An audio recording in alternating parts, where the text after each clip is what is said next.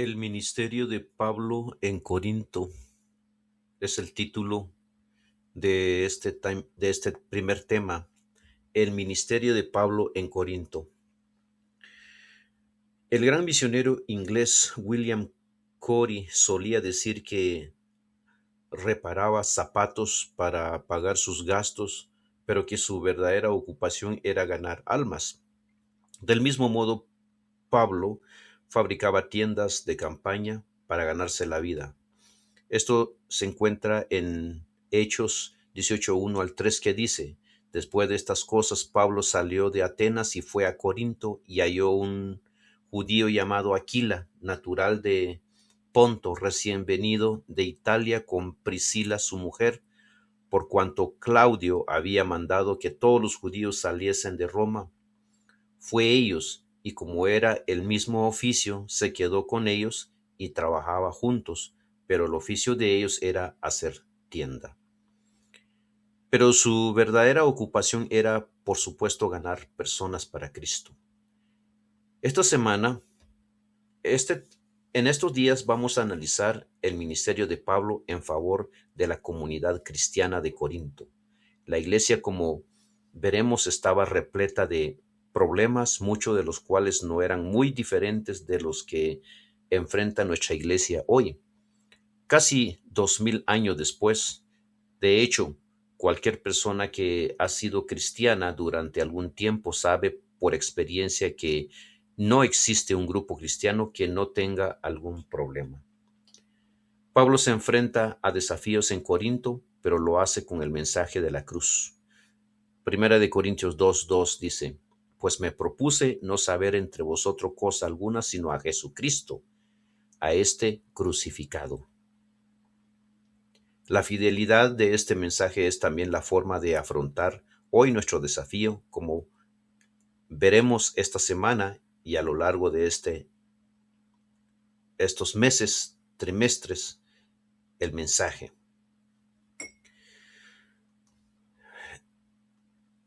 Bueno, el ministerio de Pablo de Tarso en Corinto fue uno de los más importantes de su vida misionera, y se narra principalmente en Hechos de los Apóstoles 18:1 al 18. Por cierto, no le voy a dar lectura porque el tiempo no es suficiente.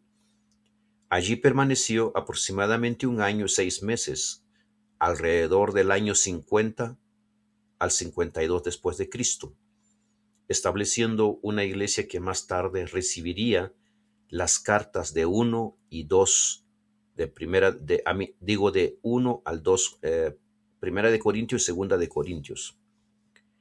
Desarrollo del ministerio. Llegada a Corinto. Pablo llegó desde Atenas.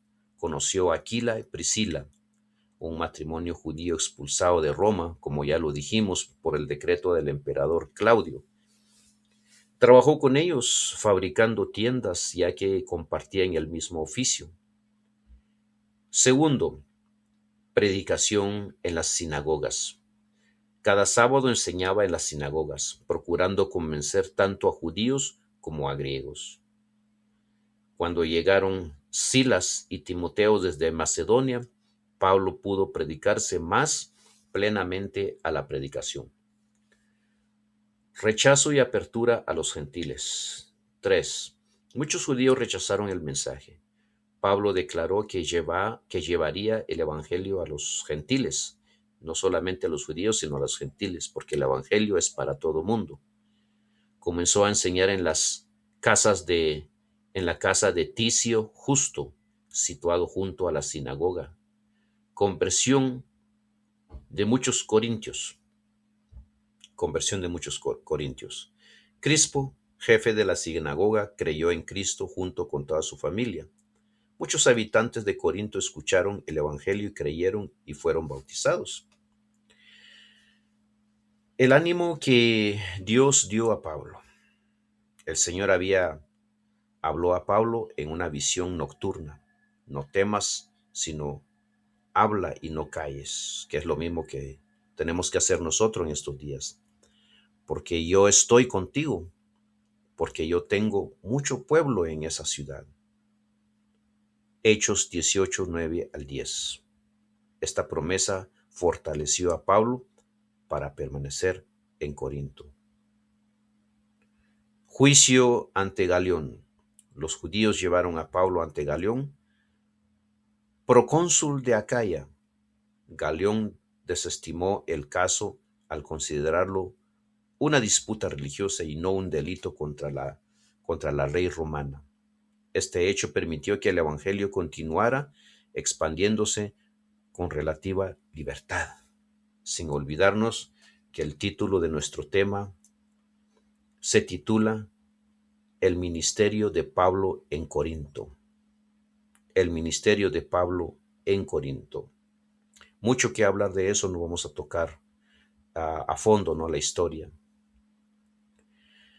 El ministerio de Pablo en Corinto demostró cómo el evangelio puede transformar una ciudad conocida por su riqueza, diversidad cultural, corrupción moral, formando una comunidad de creyentes que, aunque enfrentó numerosos desafíos, llegó a ser una iglesia clave para la expansión del cristianismo en el primer siglo.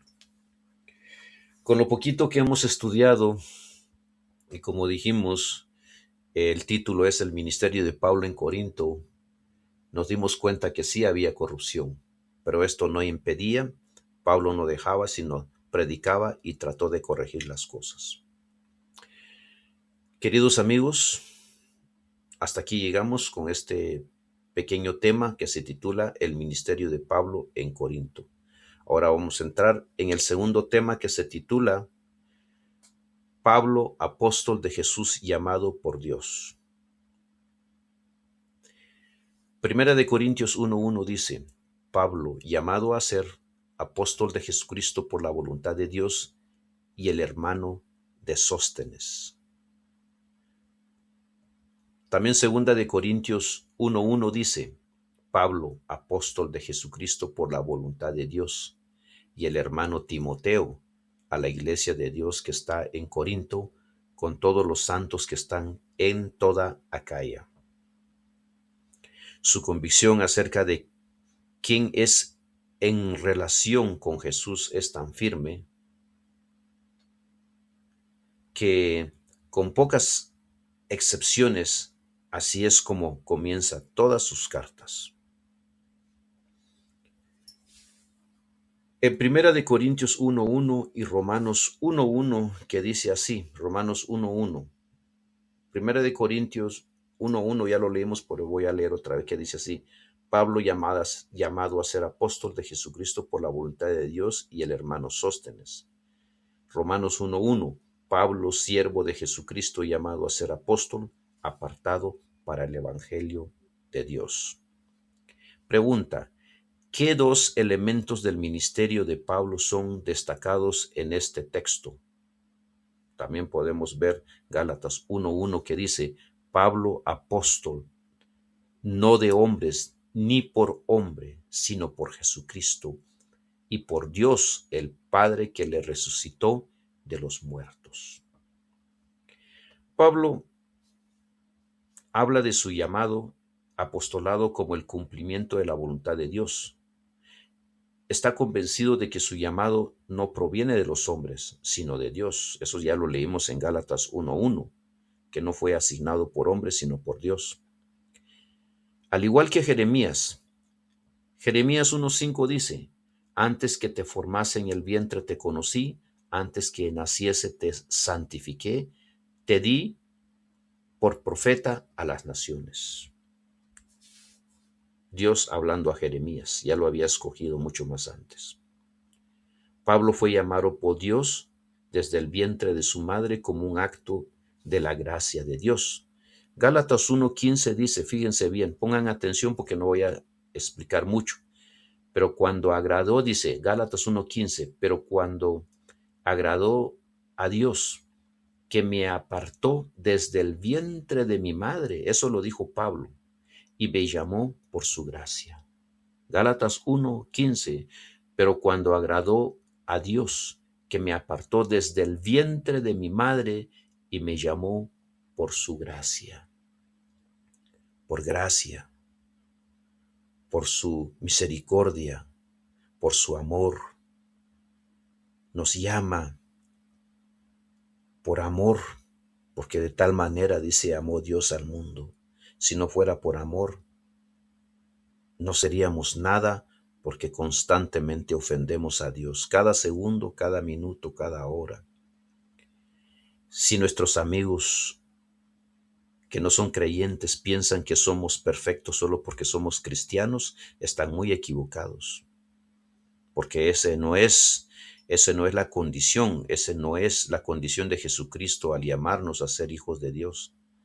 Seguimos siendo humanos como todos, seguimos teniendo los mismos deseos como cualquier otra persona que no es cristiana, con excepción de que nosotros nos disciplinamos.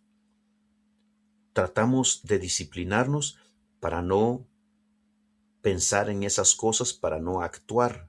Pero si pasa por nuestra mente, claro que sí pasa por nuestra mente. En 1 Corintios 15:8 dice, y al último de todos, como a un abortivo, me apareció a mí. Eso dijo Pablo acerca de él, porque Pablo no fue escogido como apóstol desde un principio como Mateo, Tomás, Juan, etc. Él fue escogido como apóstol mucho más después del ministerio de Jesucristo. Por eso él habla así, habla de esa manera en Gálatas 1:15.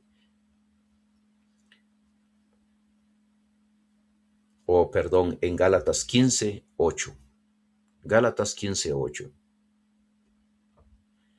Pablo se incluye entre aquellos a quienes Cristo se apareció después de la resurrección. Primera de Corintios 15:7 dice, y que apareció a Cefas y después a los 12. Después apareció a más de 500 hermanos a la vez, de los cuales muchos viven aún y otros ya duermen. Después apareció a Jacobo, después a todos los apóstoles. Unos versículos más adelante da a entender que su vocación como apóstol fue el resultado de ese encuentro con Jesús.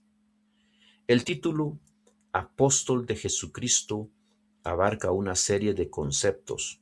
En primer lugar, transmite la idea de alguien enviado por Jesús. Sin embargo, Pablo también utiliza esta expresión para identificarse a sí mismo como siervo de Cristo. Y como dije, y esto está en Romanos 1:1, que dice, Pablo, siervo de Jesucristo. Gálatas 1:10 dice, pues, ¿busco ahora el favor de los hombres o el de Dios? ¿O trato de agradar a los hombres?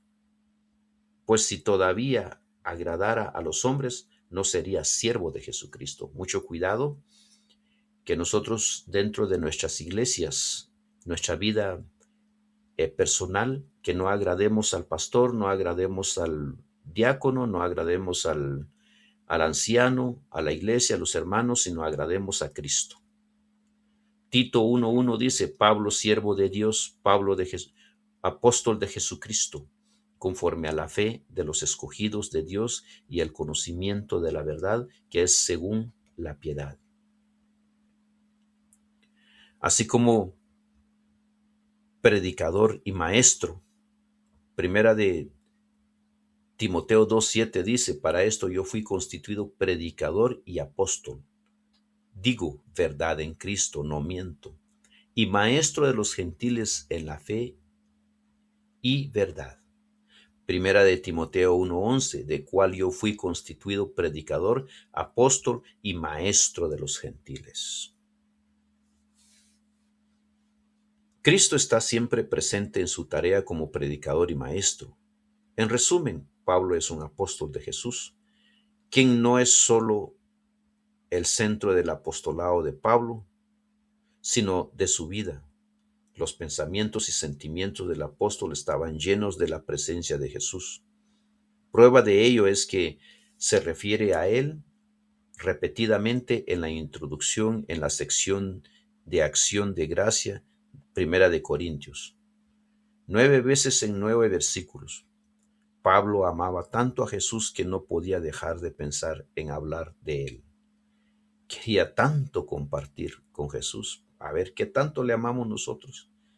Porque yo soy uno de los primeros que yo amo a Jesús, pero tengo errores. Quería compartir a Jesús como aquellos que estaban bajo su cuidado para que la vida de ellos también estuvieran centrado en Cristo. Mientras que Él fue llamado a ser apóstol, ellos fueron llamados a ser fieles seguidores de Jesús en cualquiera o en cualquier tarea a la que el Señor los llama. Pablo fue llamado a ser apóstol mucho después de Cristo, después de los apóstoles. ¿Cuál es tu llamado y cómo sabes que lo es? Si crees que no tienes ninguno, ¿qué podría estar fallando en tu experiencia con Dios? Pablo, apóstol de Jesucristo, llamado por Dios. Este tema muy extenso, nomás quiero decirle que es inmenso, extenso.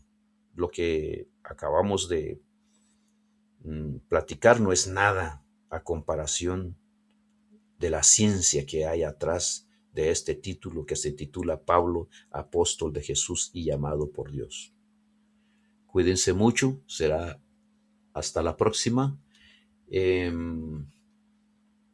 Déjenme ver aquí. Tal vez podemos comentar un poco sobre el título. La expresión Pablo, apóstol de Jesucristo llamado por Dios, resume como el propio Pablo de Tarso entendía su ministerio. En sus cartas suele presentarse de manera similar. Pablo llamado a ser apóstol de Jesucristo por la voluntad de Dios. Pablo, su nombre romano utilizado durante su misión entre los gentiles. Apóstol de Jesucristo significa enviado. Pablo afirma que fue enviado directamente por Jesucristo para anunciar el Evangelio, llamado por Dios o por la voluntad de Dios. La introducción de Pablo enseña que el servicio a Dios comienza con un llamado de Él. Como lo mismo puede empezar un llamado hacia cada uno de nosotros a servir en la iglesia, a servir con los hermanos, a ser diácono, a ser un anciano, a colaborar y no desanimar por nada. Y si no nos llaman, pues también hay que estar contento. Y si nos llaman, pues gracias a Dios. Pablo no buscó el apostolado por iniciativa propia. Fue escogido, transformado y enviado por Cristo para anunciar el Evangelio. Esta convicción le dio firmeza para preservar en medio de persecuciones y dificultades y oposición. Terminamos aquí. Pablo llamado a ser apóstol de Jesucristo por la voluntad de Dios. Título: Pablo, apóstol de Jesucristo, llamado por Dios. Llamado por Dios. Hasta pronto.